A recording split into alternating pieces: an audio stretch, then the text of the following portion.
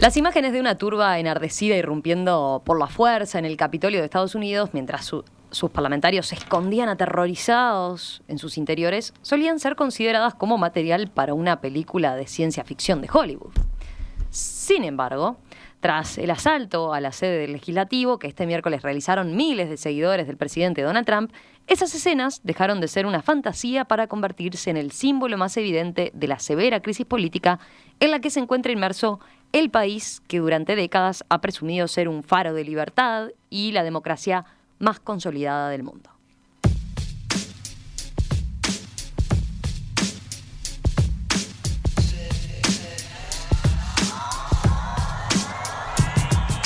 Así es como plantea el escenario la crónica de BBC Mundo de lo que sucedió ayer. Señala que el sacudón ha sido tan grande que ha logrado hacer coincidir a los principales dirigentes de los dos grandes partidos, republicano y demócratas, en su condena unánime a estos hechos violentos.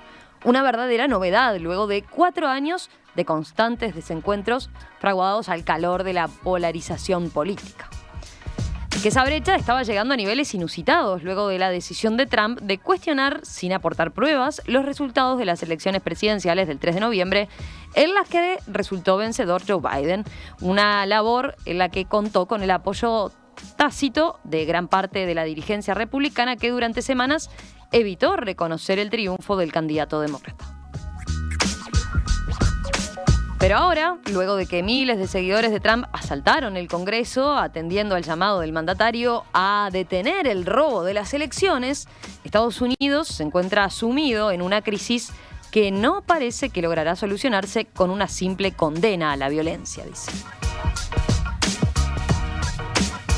Y la crónica sigue planteando lo siguiente, dice que esto es así, en especial debido a que la raíz original de este acontecimiento sigue inalterada. Trump sigue sosteniendo que hubo fraude en las elecciones y sus seguidores le siguen creyendo.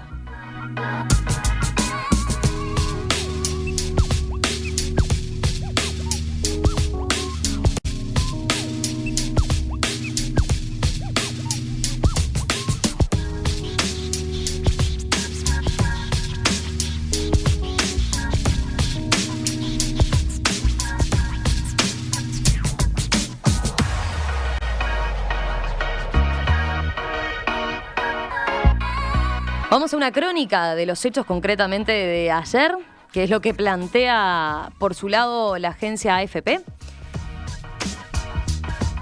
Este despacho de esta agencia señala que el 6 de enero estaba destinado a ser un día muy normal, en el que el Congreso estadounidense confirmaría la victoria en las urnas del demócrata Joe Biden. Pero lo que iba a ser una mera formalidad se convirtió en una jornada de violencia y caos inimaginables. Donald Trump, decidido a no reconocer su derrota ante Joe Biden, y miles de sus seguidores que vinieron a Washington a apoyarlo, obstruyeron este proceso. La violencia estalló dentro del recinto del Capitolio y llevó a la capital federal a decretar el toque de queda. ¿Cómo es la cronología de los acontecimientos? Bueno, decenas de miles de partidarios del presidente republicano con banderas de Trump 2020 y gorras rojas de Make America Great Again empiezan a llegar a Washington. Venidos de todo el país, a veces en ómnibus, cruzan la capital, una ciudad, recordemos, profundamente demócrata, donde los escaparates de la mayoría de tiendas y edificios del centro se han atrincherado por miedo a los disturbios. Convergen en una explanada cerca de la Casa Blanca donde Trump debe hablar. El presidente republicano advierte que será un día loco. Hacia el mediodía, Trump llega al escenario y pronuncia un largo y virulento discurso bajo un cielo nublado. Nunca nos rendiremos, nunca cederemos, dice. Nunca recuperaremos nuestro país siendo débiles. Tienen que ser fuertes, agrega. El multimillonario republicano se encomienda a su vicepresidente, a quien pide que no apoye la victoria de Joe Biden en la sesión especial del Congreso que debe presidir. Sé que todos los presentes pronto marcharán hacia el Capitolio para hacer oír sus voces de forma pacífica y patriótica, añade Trump. ¿Cómo sigue la cosa? Bueno, alrededor de las 13 horas, los legisladores de ambas cámaras comienzan el proceso de certificación de los resultados de la elección presidencial. Justo antes del comienzo de la sesión, Mike Pence declara en una carta que no se opondrá, ya que cree que este derecho pertenece a los representantes electos. El líder de los senadores republicanos, Mitch McConnell, apoyo de Trump durante su mandato, advierte sin embargo a sus colegas de un riesgo mortal para la democracia. Pero desde el principio de la sesión, los republicanos se oponen a los resultados de las elecciones en el estado de Arizona, siguiendo un proceso muy preciso. Las dos cámaras se separan justamente para debatirlo. En el mismo momento, los manifestantes pro-Trump se acercan al Capitolio. Los edificios auxiliares son evacuados y algunos manifestantes desbordan las barreras policiales. La sesión se interrumpe y ambas cámaras son puestas en confinamiento. Se produce el caos. Se disparan gases lacrimógenos en la rotonda del interior del Capitolio y los policías sacan sus armas. Las imágenes impresionantes de manifestaciones en los pasillos del Congreso, posando en la tribuna los representantes de la Cámara Baja o en lo que eran las oficinas de su presidenta, Nancy Pelosi, circulan por todas partes. Una mujer resulta herida de bala y la policía anuncia más tarde su fallecimiento sin dar detalles sobre las circunstancias o sobre su identidad. La alcaldesa de Washington decreta el toque de queda a partir de las 18 horas y llaman a la Guardia Nacional como refuerzo. Donald Trump hace varios tweets pidiendo calma y recordando su divisa ley y orden. Finalmente pide a sus seguidores que se vayan a casa, en un video donde les dice al mismo tiempo que los ama y donde vuelve a decir que le han robado las elecciones. Twitter y Facebook retiran el video poco después. En un breve discurso desde su ciudad natal, en Wilmington, Delaware, Joe Biden denuncia una insurrección. Algunos legisladores hablan de intento de golpe de Estado. Después de que el toque de queda entra en vigor, los manifestantes son dispersados por las fuerzas de seguridad. Alrededor de las 18:30, un oficial anuncia que el Capitolio está de nuevo en seguridad. Poco después de las 20 horas, se reanuda la sesión para certificar la victoria de Biden. Ahora sí, restablecimos la comunicación. Estamos, decía yo, con dos viejos conocidos, con dos integrantes habituales de nuestras mesas de análisis internacional. Leo Harari y Gustavo Calvo. ¿Cómo andan? ¿Cómo les va? Muy bien, muchas gracias por la invitación.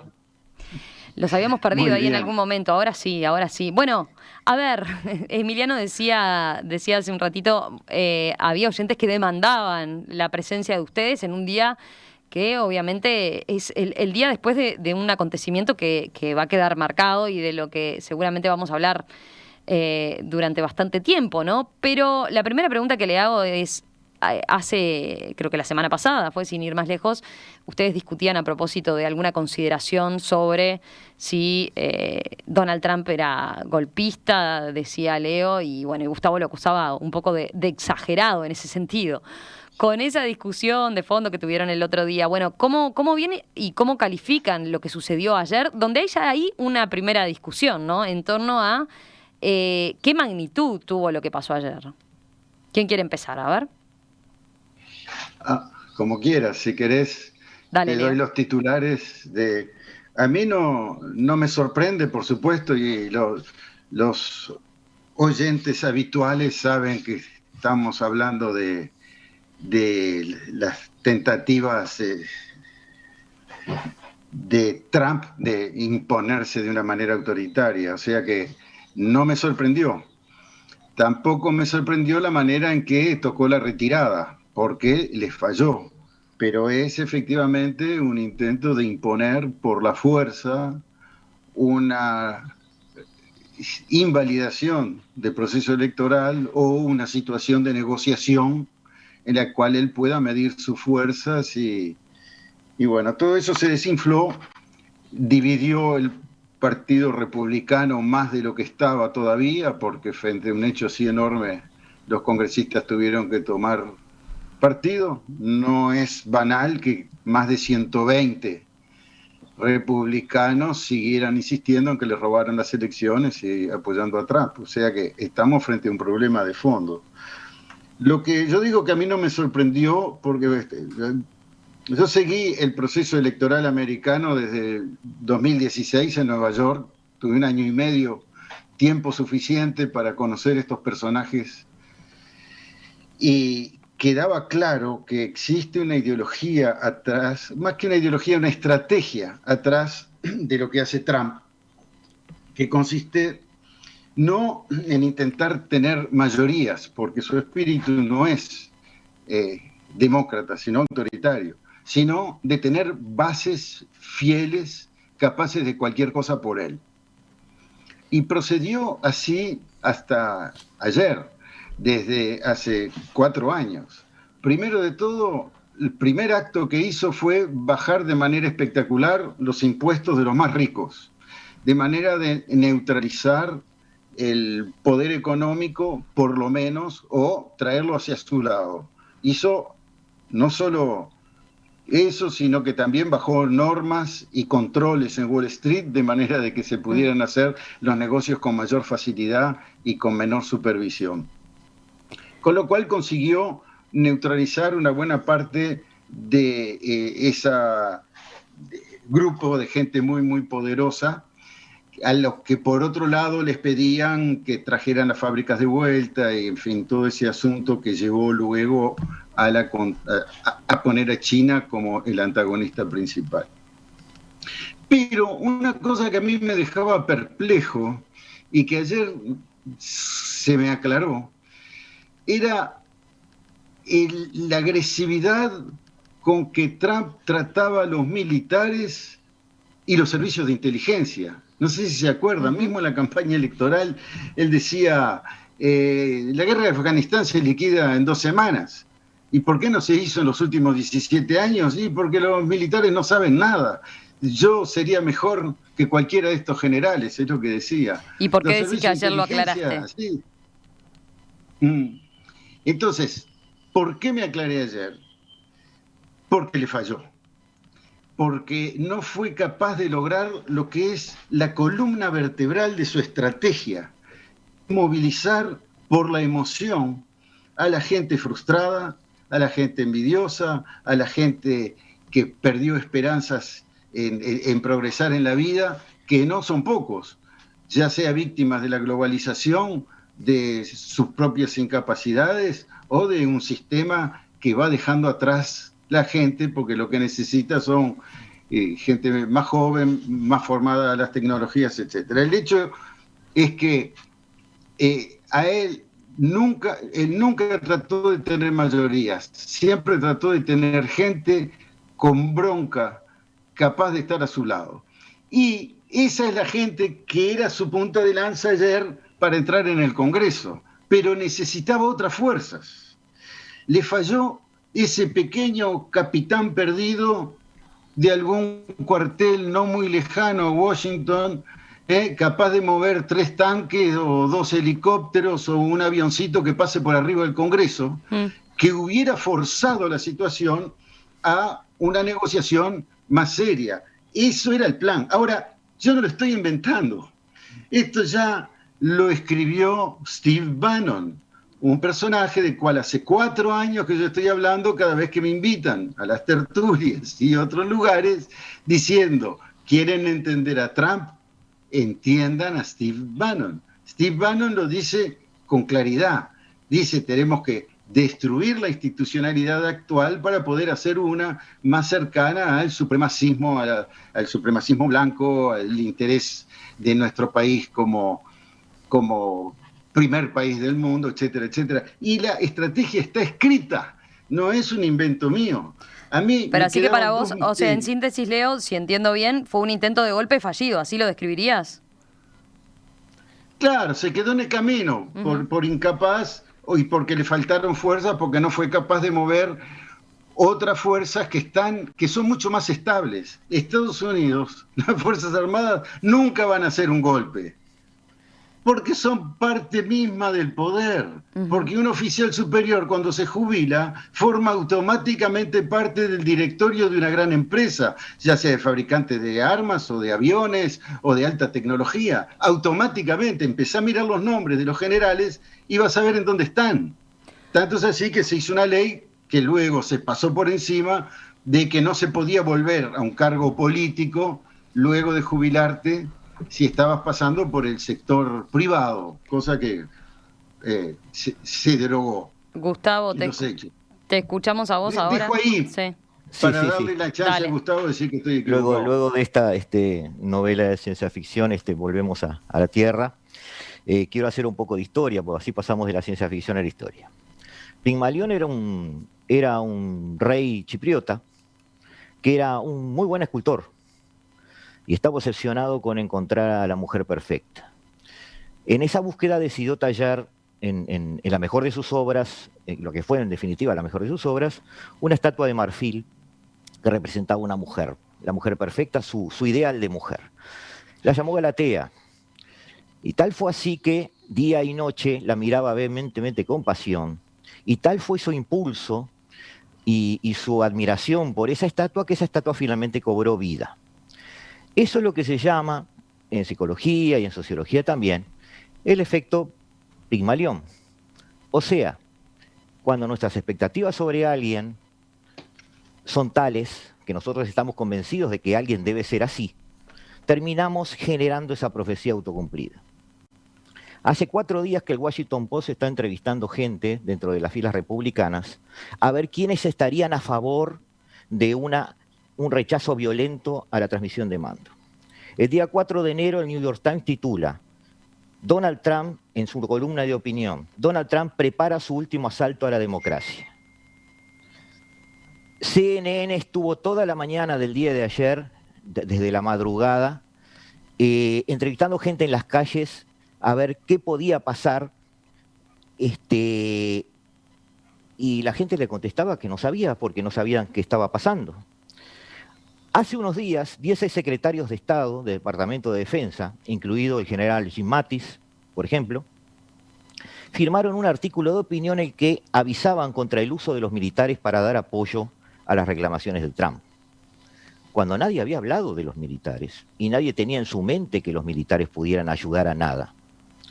Sin embargo, a pesar de que hace 5 minutos Leo dice que los militares nunca van a dar un golpe, el martes Leo sostuvo que existía la posibilidad de un golpe por parte de los militares. Y esa fue no, Gustavo, no dije por los militares, dije por Trump. Los militares no van a dar un golpe contra ellos mismos. Con apoyo militar, de eso estábamos hablando. Esa fue la discusión en la mesa. No, como te dije el martes y te repito hoy, eso no existe. No existió, ni va a existir. Y los hechos suceden como suceden, no como queremos que sucedan. Estamos desde hace meses o desde hace años ya con una predisposición a la polarización en Estados Unidos. Y la polarización siempre tiene 2 partes. No estoy defendiendo a Trump, voy a dar al final de esta entrevista mi opinión sobre Trump, pero tiene siempre 2 partes. El Partido Demócrata es tan responsable de esta polarización como el Partido Republicano. El Partido Demócrata es responsable de hacer un escándalo a nivel mundial por el nombramiento de una jueza, porque aparentemente la Suprema Corte de Justicia estaba siendo preparada para avalar los resultados electorales de Trump. Y uno tras otro, la Suprema Corte de Justicia ha rechazado todos los alegatos de Trump en cuanto a los resultados electorales de cada estado. No sucedió. No sucedió. Donald Trump está acusado de que no va a transmitir el mando. Donald Trump el 20 de enero va a transmitir el mando. Entonces, hace mucho daño a la hoguera que se quiere hacer crear cuando el bando que se dice atacado, que se quiere victimizar, echa gasolina a esa hoguera. Entonces, vayamos a lo que pasó ayer, porque también ahí hay muchas cosas. Vos en tu caso, ¿cómo lo considerás y cómo ves la actitud que asumió Donald Trump? Si esto fue un golpe de Estado, entonces las manifestaciones de Black Lives Matter, que hicieron tener ley marcial en casi 40 estados, donde decenas de miles de personas fueron puestas a disposición de la policía, donde se incendiaron comercios por todo Washington y comisarías por varios estados, eso fue una guerra civil entonces. Entonces, vamos a ubicarnos en las cosas como son. Esto fue un acto de vandalismo de no más de 1000 personas o 1200 personas, no sé bien, difieren un poco los números, pongámoslos ahí. De gente que sí, de gente que es fanática, de gente que entiende, están convencidas de que les robaron las elecciones, y yo no creo eso. No creo eso, como no creo en un golpe militar, como no creo en un autogolpe de Trump. Porque si tuviéramos que hablar de un autogolpe, como dijo la chica de la tertulia, hoy creo que se llama Lucía, ¿no? Sí, Lucía Zapata. ¿Qué tenemos que hacer con una agencia una agencia de Internet o una empresa privada que limita el tuit de expresión del presidente de los Estados Unidos? ¿Qué tendríamos que hacer ahora con Mike Pence, del cual se dice que tomó el control de la situación? ¿Cómo un vicepresidente toma el control de la situación con un presidente en funciones? Las órdenes que está dando Mike Pence son todas ilegítimas entonces. Entonces, el problema no es solo Trump. El problema es un estado de reparto de poder y un equilibrio de poder que ha llevado al extremo de polarización a ambos partidos, no solo a uno. Y para mí el problema es más profundo. Hoy hablaban en la tertulia sobre una división entre derechas e izquierdas. En realidad hay una división, pero es una división cultural, no es una división ideológica. ¿Ah? Las personas que tienen mucha carga ideológica y una historia de carga ideológica, no estoy juzgándolo, pero me parece a mí, y él me desmentirá ahora en 2 minutos, como Leo, pueden ver un poco esto como un tema de una visión más de izquierda o una visión más de derecha. Trump es un emergente de un grupo que siente una sensación de desplazamiento de la realidad por parte de otro grupo que lo invade, que le impone consignas. Esta muchacha que estuvo hoy hablando en la tertulia, estoy por supuesto abierto a que ella me conteste porque estoy hablando públicamente de ella, pero contaba que hizo un viaje a Estados Unidos y algo que le sorprendía y que le parecía inconcebible es que allí una persona o un voto no se cumplía. ¿Y por qué debería cumplirse? ¿Por qué Estados Unidos debe tener nuestra concepción de la democracia tal y cual la tenemos nosotros? Entonces, tenemos que ver esto como norteamericanos o como sudamericanos. Si lo vemos como sudamericanos, esto es un escándalo, la gran potencia que siempre nos arrostró su poder, perdió el control, se sacó la careta, es decir, podemos hacer miles de discursos. Pero lo que sucedió es cientos y algunos miles de desaforados perdieron el control. Su líder les había dicho que se fueran a la casa, ¿tá? Porque tampoco hay que ocultar las entrelíneas de lo que se dijo. Tú mismo lo dijiste recién, Romina. Y ellos perdieron el control y pensaron que los estaban traicionando. Los estaba traicionando, por ejemplo, un vicepresidente como Mike Pence, del cual Donald Trump pedía cosas imposibles. Bueno, pero el propio Trump les dijo, vamos al Congreso ahora, ¿no? Sí, pues no les dijo que fueran a tirar tiros. O sea, no llevemos las expresiones más allá de... Pero por eso No llevemos las expresiones más allá de lo que se puede, ¿tá? Porque con ese criterio el impeachment que quisieron hacer en su momento, bueno, tendrían que haberlo destituido en su momento. No, tenemos que ubicar las cosas en su contexto y en un dirigente político que además dice, porque ya lo dijo, que va a transmitir el poder, pero que no está de acuerdo con el resultado. No es un delito no estar de acuerdo con el resultado. No es un delito decir, como dijeron 13 senadores republicanos... Bajala un poquito. Es un delito cuando tenés 30.000 personas en la calle y le estás diciendo vayan al Congreso que nos robaron. Es un delito grave, no un delito, un delito grave, criminal lo que hizo. Y hubieron muertos. Los responsables son los responsables. Y el responsable es el que da manija ahí. No es un delito, perdón, si el New York Times titula el 4 de enero, se espera el último asalto a la democracia, ¿eso no es dar manija?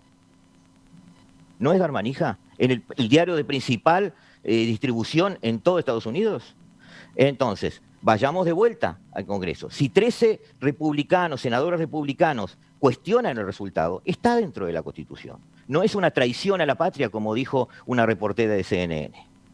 Si luego el Senado se pone a debatir ese rechazo, que está dentro de la Constitución, tampoco es una traición a la patria y una afrenta a la democracia. Es decir, nos hemos polarizado todos. Ahora, Trump estuvo muy mal, no mal. Pero todos A ver, podemos perdonar Para Leo, a mil déjalo. delincuentes. Está Deja dentro de, de su... eso que ibas a está decir, dentro de su- Gustavo, de lo de Trump, estuvo muy mal, dijiste. Trump estuvo muy mal, no mal. ¿Por qué? Más allá de sus opiniones, más allá de su torpeza para expresar sus emociones, que eso es imperdonable en un presidente norteamericano, como político tiene que medir los actos o la influencia sobre la gente. Donald Trump, el negocio de Donald Trump de hoy a futuro, no es este lío.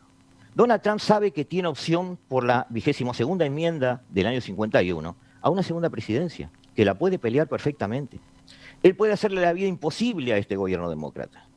Estado por estado, ciudad por ciudad, y durante 4 años puede elaborar de vuelta su retorno al poder. Él no le conviene todo esto. A ver, ahora. No quiero ponerlo como inocente, no, quiero que se aclare esto. Ya dije que estuvo muy mal, no mal. ¿Tá? Leo. Pero esto no es los líderes de un movimiento reunidos en la Casa Blanca a las 3 de la mañana planeando con Trump con un plano sobre la mesa cómo asaltamos el Congreso. No existe eso. No fue así. Acá hay algún comentario de oyentes que, por lo visto, van o coinciden, Gustavo, con tu percepción. Dice Ignacio, Estados Unidos es el país con un régimen democrático más antiguo, 219 Sí. años al menos. Le sigue Suiza con 171 años y Nueva Zelanda con 162 años. No hagamos una tormenta en un vaso de agua por un puñado de locos y una guardia policial lenta y poco acostumbrada a estos desbordes. Totalmente de acuerdo. Leo. Bueno, yo creo que hay una gigantesca ingenuidad en todo esto y una falta realmente de conocer la realidad. Es un problema de hechos. Ya que se habló de New York Times y de Pygmalion, ayer, es decir, lo que vendría a ser el New York Times de hoy, hay un señor que se llama Levitsky, que es profesor en Harvard y que se ocupa de estudiar los golpes, entre otras cosas, y él define como un intento de autogolpe. Pero además lo define la historia, está escrito, no es un invento mío ni un deseo de Pigmalión, eso es una pavada. Está escrito por los supremacistas blancos, por Breitbart, por Stephen Bannon, por Stephen Miller, por los hermanos Koch. Hay que leer los papeles de lo que escriben y qué es lo que dicen. No se sentaron a hacer un plano porque no funcionan así.